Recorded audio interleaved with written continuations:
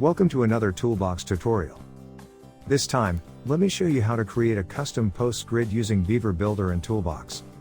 Please note that we're using Easy UI Kit CSS classes to output our template, rather than using the Bootstrap classes. UI Kit will allow you to create complex layouts without effort. You can find Easy UI Kit as a plugin, and is listed in the video description.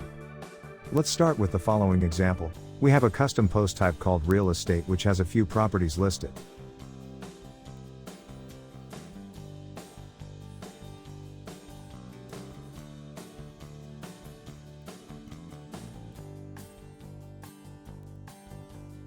We've already declared the custom fields for the custom post type and have also set the values for each listed property.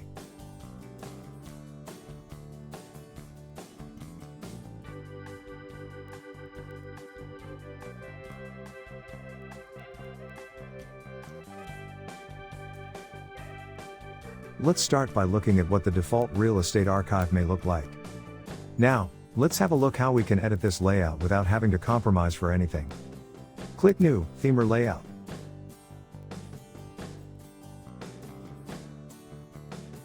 Give it a title so you can recognize it, and make sure to set the layout to be of type archive.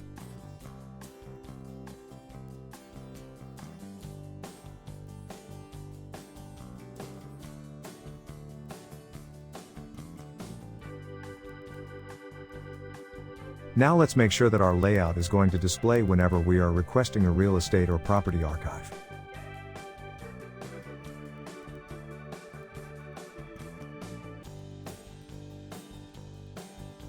Then, make sure to launch the Beaver Builder by clicking on the button.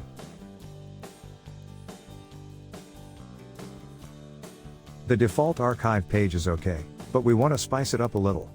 Let's remove the default post grid module first. Good. Now let's add a timber post module.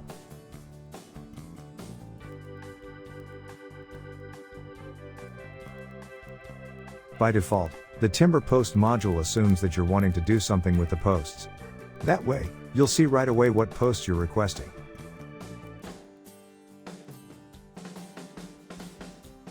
Let's move over to the Content tab for a second. You can see that it uses the current WP query to query the posts. That means that, by default, the posts that are visible to the module respect the WP settings as to the number of posts visible on an archive page. Let's head back to the Template tab. Let's add a few of the UI Kit classes that will enable us to display things in a grid quickly. Let's add a UK grid attribute to the div tag first. We can see our changes being applied in the background thanks to Beaver Builder's Life Editor. Always make sure that tags stay within the needed hierarchy, so we'll be moving things around constantly. Now, let's add a few classes that will tell UIKit to give each child a certain width at a certain screen size. As a fallback, we can add a child width if the screen size isn't reached, but we will set it to be full width. Please check the UIKit docs for all the different class names that can be used.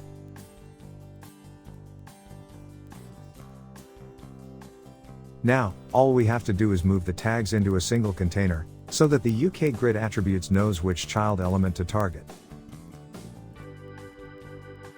Within seconds we have a grid of posts.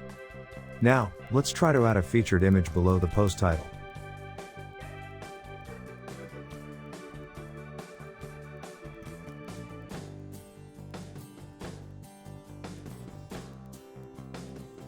Let's add a tag in the source attribute. We can use the timber image function to get the item's thumbnail image, which is the featured image, and use that.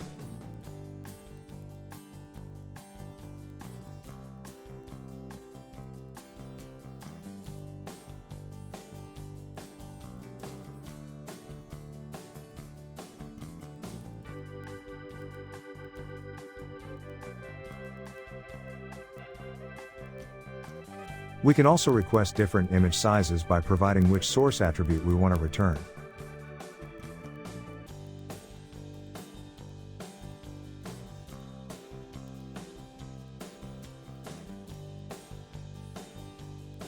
We can also have UIKit lazy load the image by adding a UK image attribute and setting the source attribute as a data source attribute. We can use different sizes, play around a little with the attributes, and see our layout change as we do that.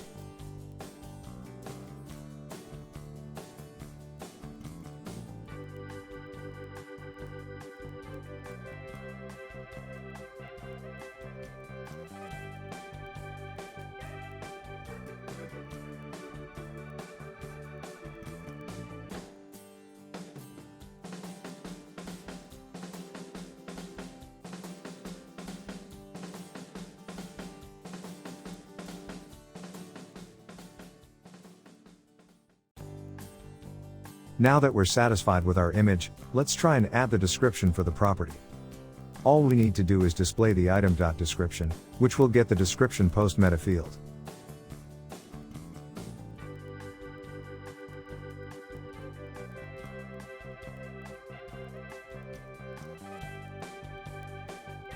Because this is probably too long, let's truncate that a little. Let's make it 50 characters.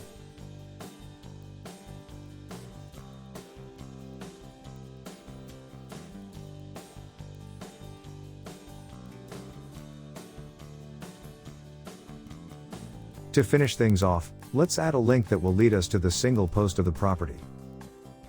Let's add a div element and give it a class UK text center, so that its content is centered. Then, let's add the link and a tag that will link to the item.link URL that is provided in each item.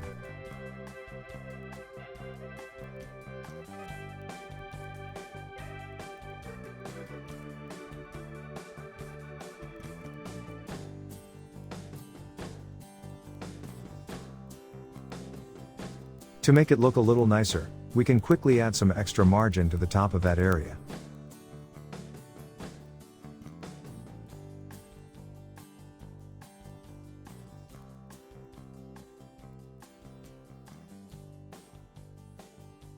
Thank you for watching how to create a custom post type grid.